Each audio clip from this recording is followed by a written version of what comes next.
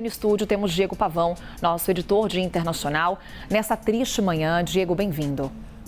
Obrigado, Carol. Bom dia para você, bom dia para quem acompanha a CNN em casa. A gente começa a ter, então, as manifestações dos líderes internacionais.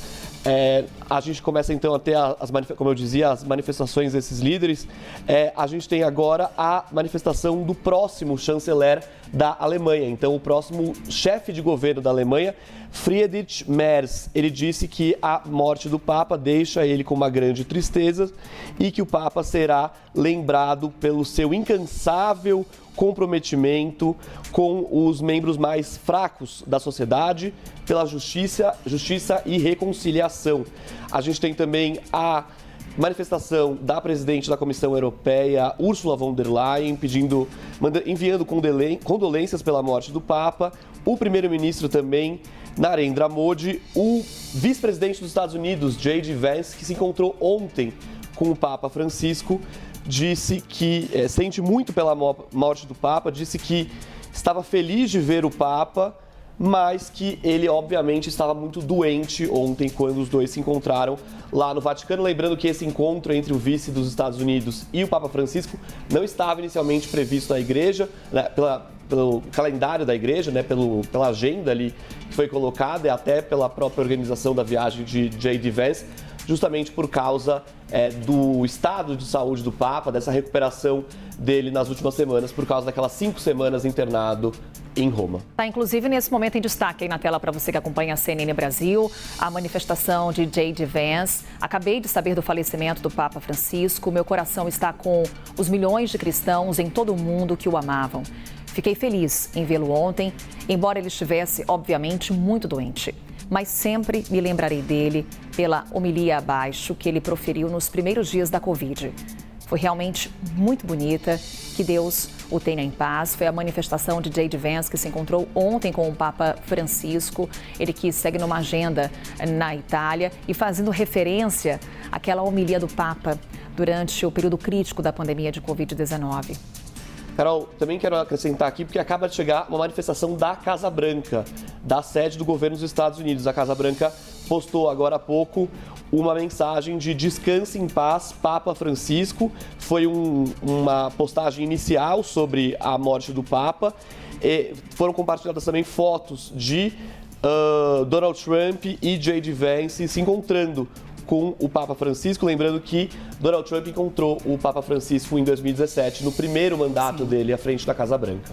Temos ali, inclusive, mais manifestações, trazendo em tela para vocês. Agora o presidente da França, Emmanuel Macron, também foi às redes sociais expressar o seu luto. De Buenos Aires a Roma, o Papa Francisco queria que a igreja levasse alegria e esperança aos mais pobres, que ele una as pessoas entre si e com a natureza. Que essa esperança cresça continuamente além dele. Minha esposa e eu enviamos nossos pensamentos a todos os católicos e ao mundo enlutado. Temos mais uma manifestação que é da Ursula von der Leyen. Você acompanhava em tela enquanto Diego Pavão trazia algumas manifestações. E temos também de Giorgia Meloni. Aí a Ursula von der Leyen em tela. Hoje o mundo lamenta o falecimento do Papa. Ele inspirou milhões, muito além da Igreja Católica, com sua humildade e amor tão puros pelos menos afortunados. Meus pensamentos estão com todos que sentem essa profunda perda, que encontrem consolo na ideia de que o legado do Papa Francisco continuará a nos guiar rumo a um mundo mais justo, pacífico e compassivo. E aí, ao lado da publicação, uma foto do encontro com o Papa. Temos também essa manifestação da Giorgia Meloni, acredito, que já está em tela. O Papa Francisco retornou à casa do Pai. Esta é uma notícia que nos entristece profundamente, pois um grande homem, um grande pastor nos deixa. Tive o privilégio de desfrutar de sua amizade, seus conselhos e seus ensinamentos, que nunca falharam, mesmo nos momentos de provação e sofrimento. Nas meditações da Via Sacra, ele nos lembrou o poder do dom, que faz tudo florescer novamente e é capaz de reconciliar o que aos olhos do homem é irreconciliável. Pediu ao mundo, mais uma vez, a coragem de mudar o rumo, de seguir um caminho que não destrói, mas cultiva, repara, protege. Caminharemos nessa direção para buscar o caminho da paz, perseguir o bem comum e construir uma sociedade mais justa e equitativa. Seus sentimentos, seus ensinamentos, e o seu legado não serão perdidos. Saudamos o Santo Padre com um coração cheio de tristeza, mas sabemos que ele agora está na paz do Senhor. Foi essa manifestação de Giorgia Meloni, primeira-ministra da Itália, que inclusive chegou a visitar o Papa Francisco no hospital no período em que ele ficou internado em Roma. Naquelas 5 semanas que o Papa ficou internado, logo no início ali daquela internação, a Giorgia Meloni chegou a visitar o Papa Francisco no quarto de hospital, os dois conversaram, né? Naquela época até foi um sinal de melhora ali, um sinal que encorajou as pessoas naquele momento, no sentido de que ele estava bem até um certo momento para receber as pessoas. Lembrando só que naquele dia 28 de fevereiro, quando ele estava internado, foi o dia mais crítico da internação dele, foi o dia em que ele chegou a ficar em estado grave, isso segundo os médicos revelaram um pouco depois da alta do Papa. Um dos médicos, o chefe da equipe médica, chegou a dar entrevista para um jornal italiano dizendo que naquele momento, naquele dia, o 28 de fevereiro, foi o dia mais crítico da internação do Papa, foi o dia em que ele teve mais dificuldade para respirar e foi o dia, inclusive, que os médicos chegaram a cogitar a possibilidade de deixá-lo ir, né? Foram essas as palavras, foi essa expressão usada pelo médico que deu essa entrevista e que falou sobre esse dia crítico da internação dele, no dia 28 de fevereiro, Carol. Aqui nas imagens que acompanhamos no telão, Diego, essa foi a aparição de ontem do Papa Francisco. Ele participou das celebrações de Páscoa lá no Vaticano. Uma breve aparição, desejou Feliz Páscoa, realizou ali a bênção aos fiéis que lotavam a Praça de São Pedro.